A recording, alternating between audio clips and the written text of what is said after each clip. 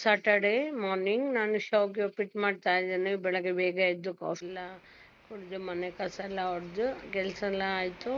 ತಿಂಡಿ ಮಾಡೋಣ ಅಂತೇಳಿ ಶಾವ್ಗೆ ಉಪ್ಪಿಟ್ಟು ನಾನು ಕೆಲಸ ಮಾಡ್ತಿದ್ರೆ ಅವನ ಪಾಡಿಗೆ ಅವ್ನು ಆಟ ಆಡ್ತಾ ಇದ್ದಾನೆ. ಶಾವ್ಗೆ ರೋಸ್ಟೆಡ್ ತೊಗೊಂಡಿದ್ದೆ, ಬೇಯಿಸಿಟ್ಕೊಂಡಿದ್ದೀನಿ ನಾನು.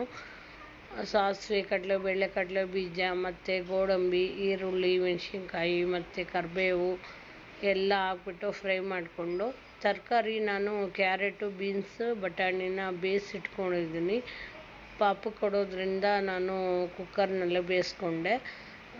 ಬಟ್ ಇದ್ರ ಜೊತೆನೇ ಹಾಕ್ಕೊಂಡು ಫ್ರೈ ಮಾಡಿಕೊಂಡ್ರೆ ಚೆನ್ನಾಗಿರುತ್ತೆ. ಚಿಟಿಕೆಯಷ್ಟು ಅರಿಶಿನ ಪುಡಿ ಹಾಕ್ಬಿಟ್ಟು